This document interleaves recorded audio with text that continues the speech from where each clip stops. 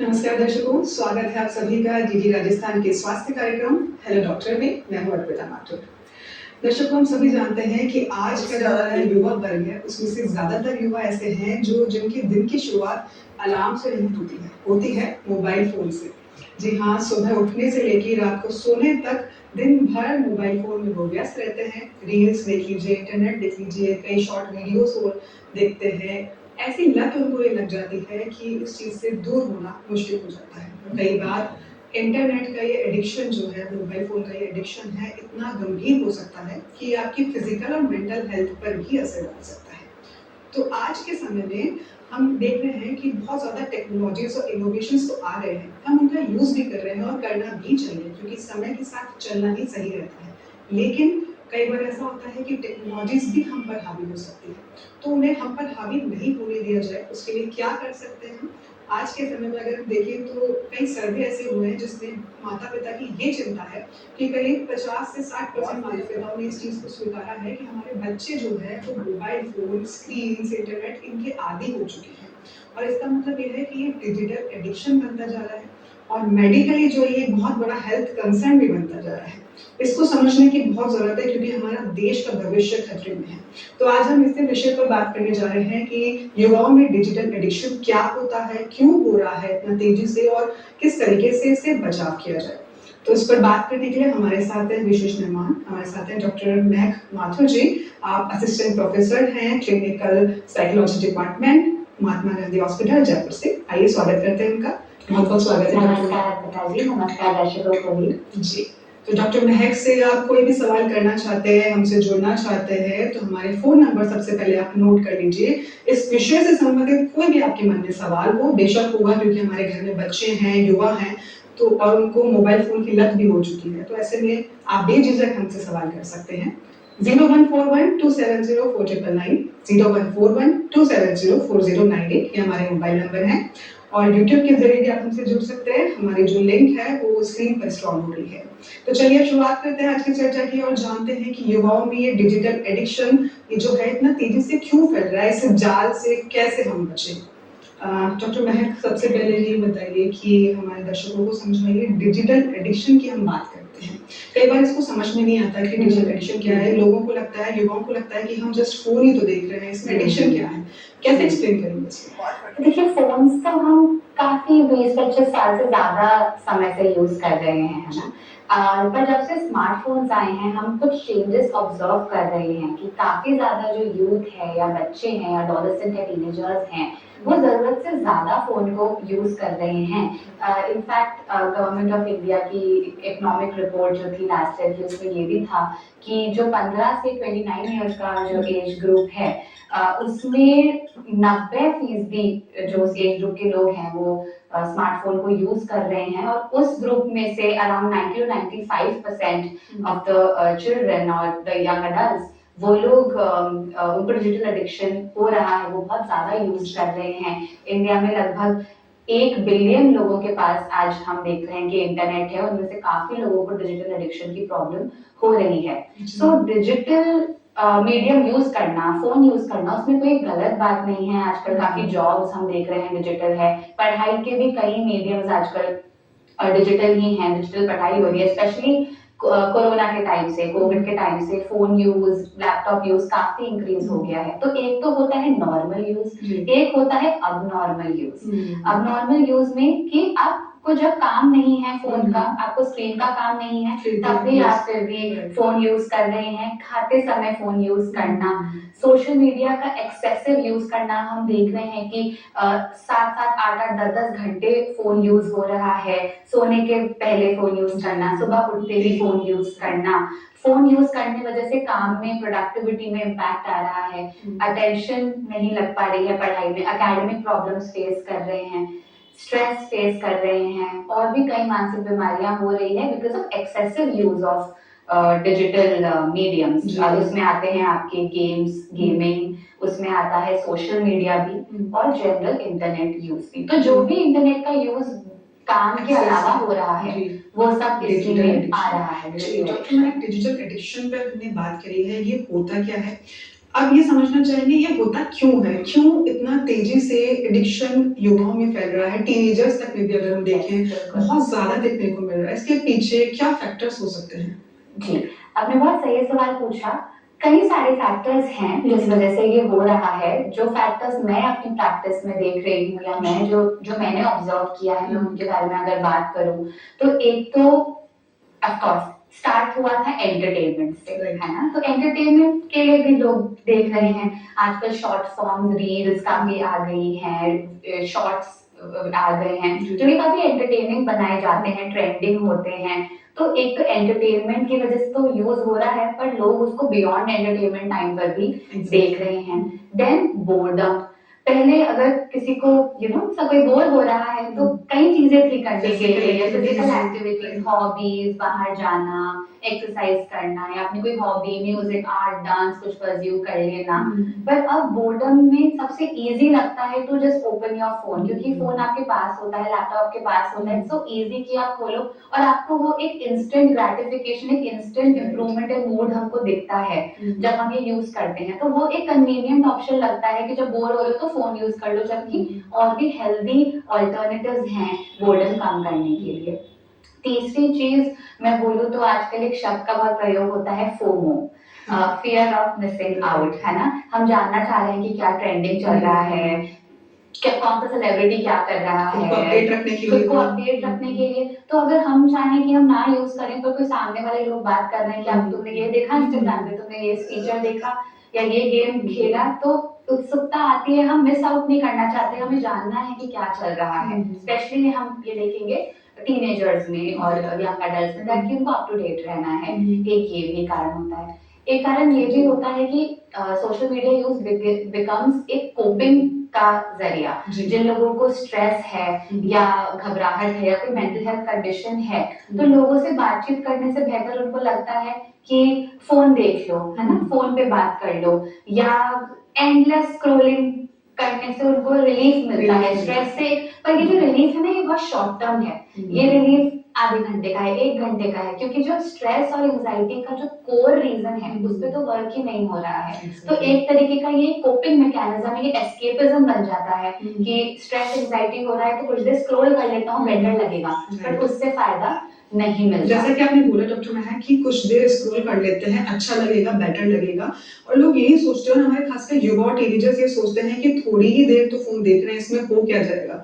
आपसे समझना चाहते हैं डॉक्टर महक कि कौन से सिम्टम्स अगर हम समझें, पेरेंट्स समझें कि ये कब ऐसे सिम्टम्स होते जा रहे हैं कि ये एडिक्शन बनता जा रहा है, नॉर्मल से एडिक्शन की तरफ जा रहा है, कौन से ऐसे लक्षणों को समझ में आए? एक तो screen time apart from the, जैसे ऑफिस में कोई काम कर रहा है तो ऑफ कोर्स उनका स्क्रीन टाइम ज्यादा होगा क्योंकि वो ऑफिस का काम कर रहे हैं। स्कूल में भी बच्चे को कुछ काम दिया है स्क्रीन पे, तो वो वाला टाइम तो चलो है। उसके अलावा अगर हम देख रहे हैं कि non purposeful use of phone और स्क्रीन हम देख रहे हैं मोर देन 4 to 5 आवर्स, है ना, एंडलेस स्क्रॉलिंग जैसे हमने बताया, हर काम करने के बाद स्क्रॉल करना शुरू कर देना, पढ़ाई के साथ साथ स्क्रॉलिंग करना, खाना खाते टाइम स्क्रॉलिंग करना, सोने के टाइम के आसपास स्क्रॉलिंग करना, ये साइन है। अगर बच्चे के पास या फिर आपके पास फोन नहीं है या कहीं फोन मिल नहीं रहा और आप ऑब्जर्व कर रहे हो कि उससे बहुत चिड़चिड़ापन हो रहा है, अच्छा नहीं लग रहा, गुस्सा बहुत ज्यादा आ रहा है, आप क्रेव कर रहे हो,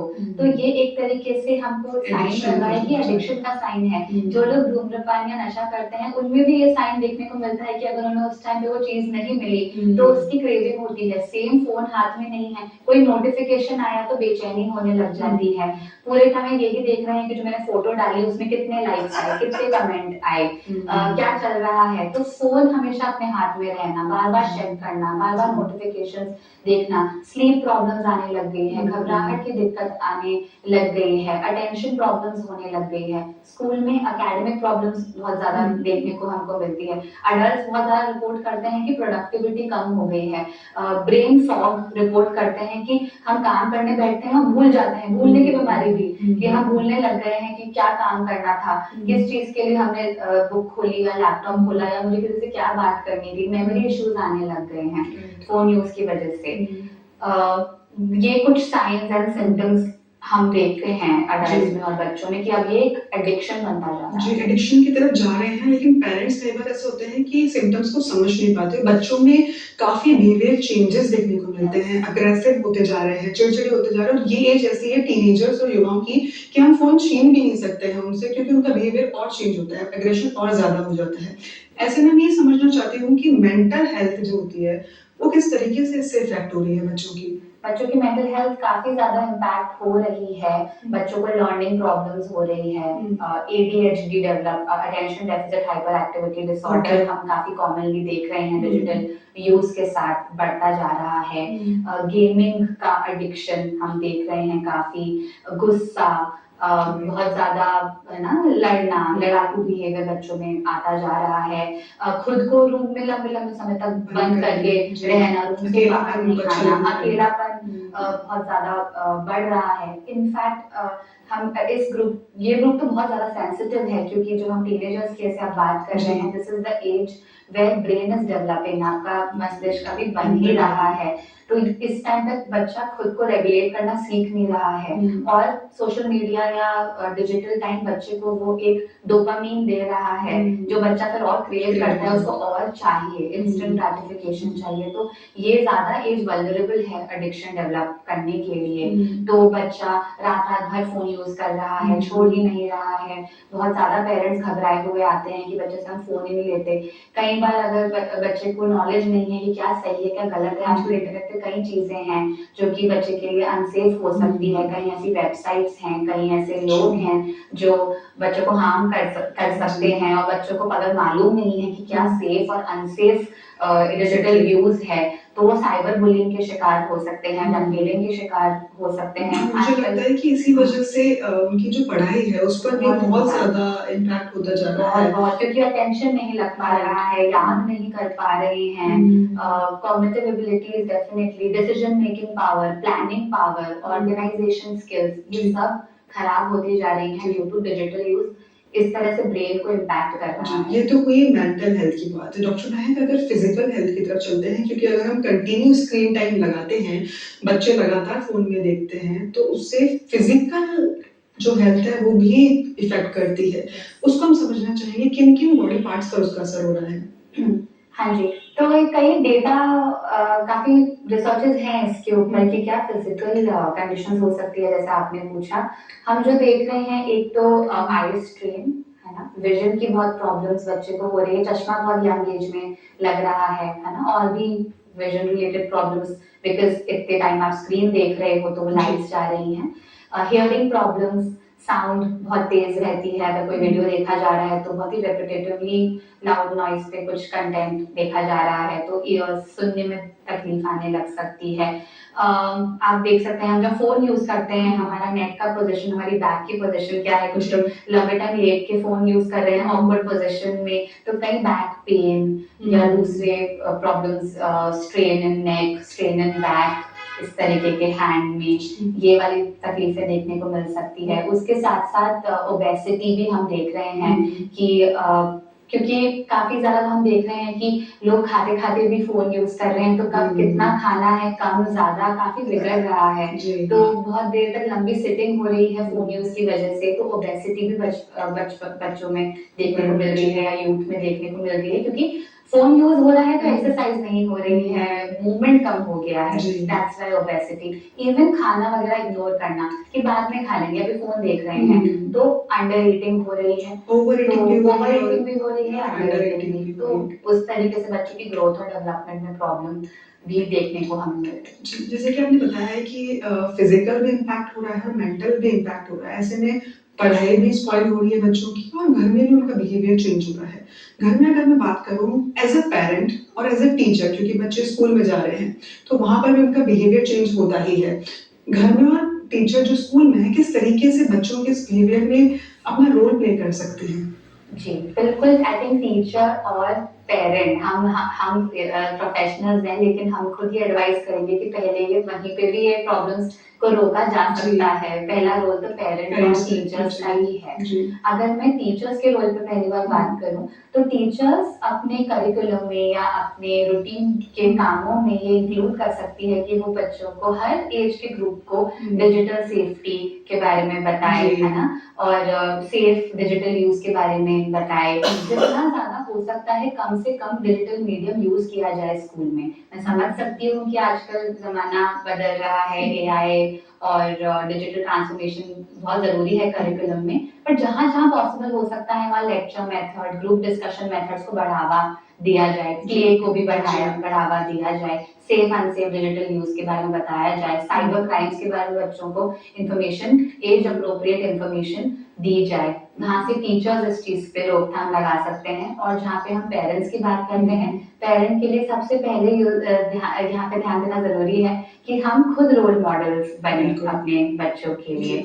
हम अगर हम बच्चों को डांट रहे हैं या रोक रहे हैं फोन ना यूज करने के लिए, हम पहले खुद में जाके देखें कि कितनी बार ऐसा होता है कि हम दूसरे काम हो रहे हैं, बच्चा हमसे बात कर रहा है और हम खुद अपने फोन में हैं, फैमिली टाइम चल रहा है, फोन यूज कर रहे हैं, खाना खा रहे हैं, फोन यूज कर रहे हैं। तो वो पहले खुद भी अपनी इस हैबिट पे थोड़ा कंट्रोल करें, क्योंकि बच्चा बोलने से ज्यादा देख कर सीखता है। तो when the child is observing कि ये बिहेवियर मेरे पेरेंट्स भी नहीं कर रहे हैं, तो धीरे धीरे विद टाइम अचानक बदलाव नहीं आएगा, लेकिन वो भी रिड्यूस करना शुरू कर सकते हैं। देन पेरेंट्स एक और चीज कर सकते हैं कि no screen time during meal time, कि लंच डिनर के टाइम पे कोई अपना फोन यूज ना करे, बेडरूम में बेड के आसपास फोन चार्ज पे ना लगाना, ये रूल सब घर में लग सकते हैं। नो स्क्रीन संडेज करा जा सकता है कि ठीक है मंडे टू सैटरडे तो ठीक है यूज हो जाता है, बट संडेज स्पोर्ट्स की तरफ बाहर लेकर जाएं, स्पोर्ट्स की तरफ उनको लेकर जाएं, और स्क्रीन टाइम संडेज को ना यूज करके अच्छा family time,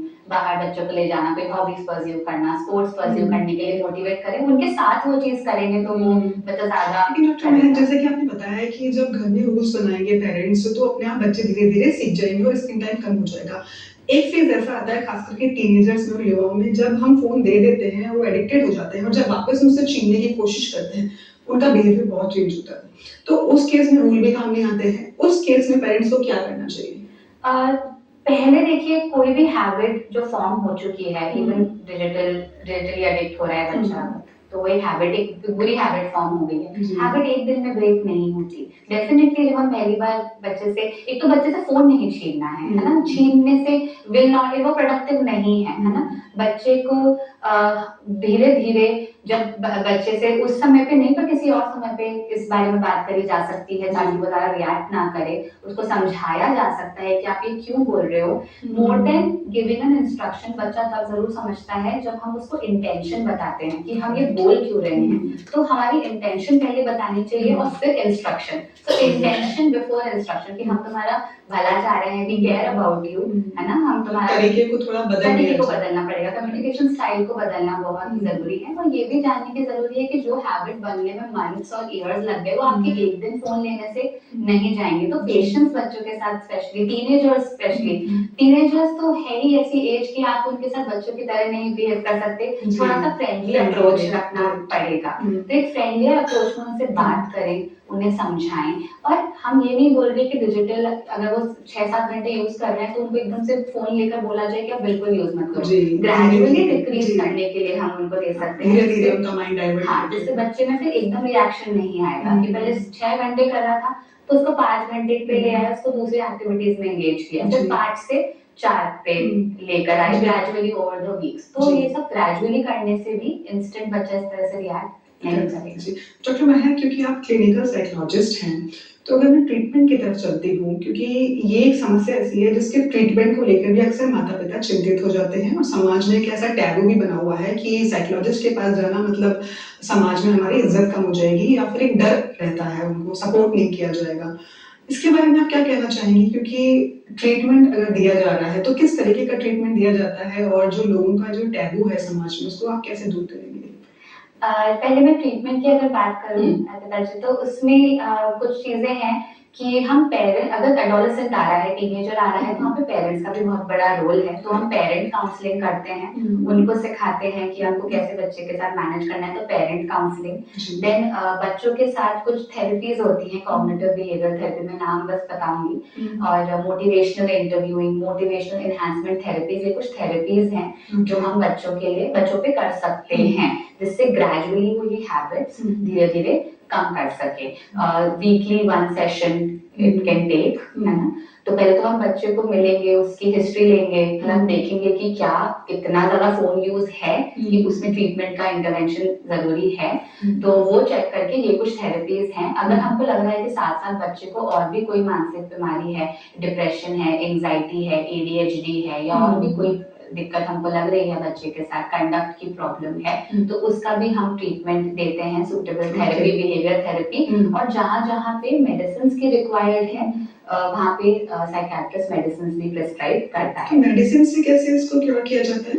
so digital addiction को मेडिसिन नहीं मतलब एग्जैक्टली उसके लिए नहीं है मेडिसिन, बट बहुत ही इम्पल्सिव बिहेवियर आ रहा है, एक्सेसिव अग्रेशन आ रहा है, जो कि बहुत ज्यादा काबू से बाहर है, या बहुत ज्यादा मूड प्रॉब्लम्स आ रही होती हैं, सिर्फ तब वो भी साइकियाट्रिस्ट हार्मोन बैलेंस करने के लिए, स्ट्रेस मैनेज करने के लिए, रासायनिक परिवर्तन हो रहे हैं, उन सबको बैलेंस करने, सो ओनली एक्सट्रीम केसेस के अंदर। बाकी वो पेरेंट्स के लेवल पे, टीचर्स के लेवल पे और साइकोलॉजिस्ट के लेवल पे भी काफी ये चीजें मैनेज करी जा सकती है, स्लोली एंड ग्रेजुअली।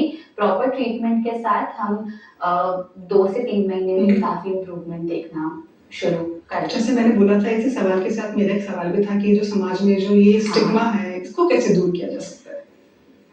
समाज में स्टिग्मा दूर करने का एक तरीका ये भी है कि हम जाते हैं, हम कम्युनिटी में अवेयरनेस क्रिएट करने की कोशिश करते हैं इन सब दिक्कतों को लेकर। हम सब ये देखेंगे कि हमारे घर में हम किसी न किसी को जानते ही हैं, जिसे कोई ना कोई शायद मानसिक परेशानी रही है, सिवियर भी नहीं रही तो माइल्डली रही है। ये जानना बहुत जरूरी है कि जैसे कोई भी फिजिकल बीमारी होती है, मानसिक बीमारी भी उसी तरीके से होती है। सर्दी जुकाम के जैसे डायबिटीज की तरह, उसी तरह से हमको मानसिक बीमारियों को लेकर भी सोचना चाहिए। मानसिक बीमारी का मतलब ये नहीं है कि वो इंसान वीक है या फिर उस इंसान की पर्सनालिटी वीक है या उसमें कुछ कमी है।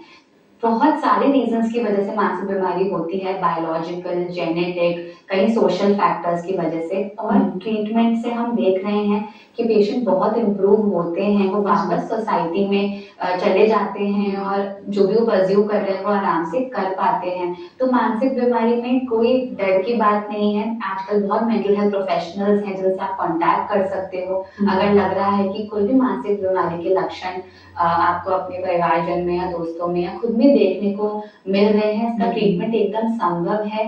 ये कोई ऊपरी चक्करों की वजह से नहीं होता है ना, ये कोई और कारणों की वजह से नहीं होता है। इसके प्रॉपर बायोलॉजिकल, सोशियोलॉजिकल और साइकोलॉजिकल कारण होते हैं जो ट्रीटमेंट से हम ठीक कर सकते हैं। तो मैं यही एडवाइस देना चाहूंगी कि किसी को भी अपने घर में या अपने दोस्तों में या किसी खुद में ऐसा लग रहा है कि उन्हें कोई मानसिक बीमारी के लक्षण हैं, तो वो किसी मेंटल हेल्थ प्रोफेशनल को कांटेक्ट करेंगे तो जरूर उनको मदद मिलेगी। बिल्कुल सही कहा आपने। और हमारे जो देश के भविष्य हैं उनको हम बचाने में एक कदम तो बढ़ा ही सकते हैं।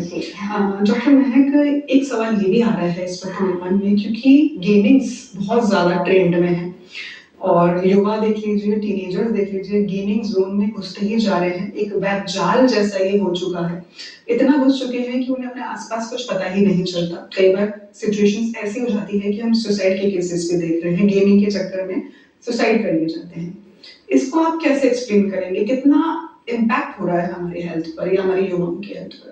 यहाँ पे मैं एक इस गेमिंग, आपने जो सवाल किया ये बहुत रेलेवेंट सवाल है। और ये जो गेमिंग की प्रॉब्लम आ रही है, आपने एक्सरसाइज मेंशन करे हैं और आपने एक्सेसिव यूज मेंशन करा है, पर ये गेमिंग से एडिक्ट होना भी एक सिम्टम है। बच्चा एक सिम्टम दिखा रहा है, एक क्राई फॉर हेल्प है कि हमको इन केसेस में दिखता है कि घर में कोई परेशानियां चल रही है या माता पिता के बीच में कोई प्रॉब्लम चल रही है, एनवायरनमेंट में कुछ तो है जिस वजह से बच्चा ये बिहेवियर्स कर रहा है, या बच्चा कहीं स्ट्रगल कर रहा है, बच्चा किसी बात से गुजर रहा है।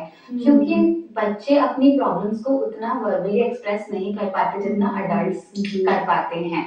सो वी आर सीइंग कि या तो उनको उनकी सेल्फ एस्टीम में कुछ प्रॉब्लम कमी है कि वो आत्मविश्वास में, या उन्हें कोई ना कोई चीज परेशान कर रही है जिससे उनको इजी लगता है गेमिंग की तरफ जाना, है ना, या उनको हो सकता है सोशल एंजाइटी को, बातचीत लोगों से बातचीत करने में घबराहट होने की दिक्कत। तो हम जब पहले हम अंडरलाइन प्रॉब्लम भी हमको फाइंड करने की जरूरत है कि बच्चा क्यों गेमिंग की तरफ क्यों ज्यादा रुझान है उसका, क्या उसके एनवायरनमेंट में, उसके स्कूल में, उसके घर परिवार में कोई ऐसी चीजें हैं जिस वजह से बच्चे ने वो गेमिंग को एज अ कोपिंग मैकेनिज्म बना दिया है ना।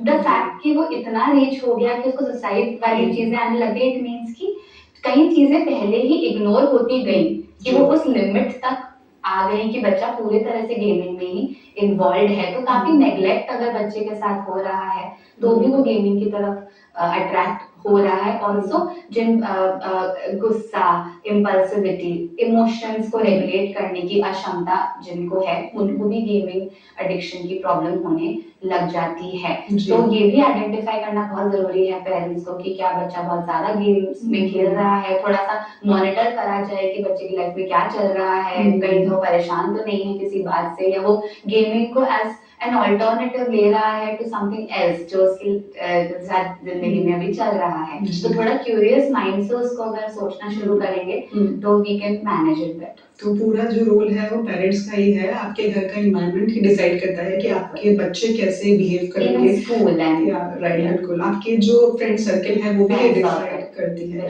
डॉक्टर महक, जल्दी से हम ये भी समझना चाहेंगे कि कौन सी एज के बच्चे या कौन सी एज के टीनेजर्स और युवा जो हैं कितना स्क्रीन टाइम उनके लिए डिसाइड किया गया है। मतलब अगर वो देखना भी चाह रहे हैं, क्योंकि हम टेक्नोलॉजी से पीछे तो भाग नहीं सकते, अगर वो देखना भी चाह रहे हैं तो मेडिकली अगर हम बात करें कितना कितना स्क्रीन टाइम जरूरी है पेरेंट्स की अगर तौर पर पूछूं तो? जितना रहना चाहिए मैं वो बता सकूं, इस जो 15 to 29 एज की अगर मैं बात करूंगी तो it should not be every day, should not be more than 2 hours। Okay, हाँ, दिस 2 hours इज नॉट जो काम के लिए या पढ़ाई के लिए कर रहे हैं, even otherwise for any reason the screen time वो 2 घंटे से ज्यादा एडवाइजेबल नहीं करा जाता उसके, क्योंकि उससे ज्यादा यूज कर रहे हैं तो एडिक्शन हो जाएगा। जी, अगर अंत में मैं ये भी समझना चाहूंगी क्योंकि हमारे जो पेरेंट्स आपको देख रहे हैं, युवा देख रहे हैं, टीनेजर्स देख रहे हैं, तो उनके लिए क्या आपकी तरफ से एक मैसेज होगा उन युवाओं के लिए भी जो इस लत से पीछा भी छुड़ाना चाह रहे हैं लेकिन वो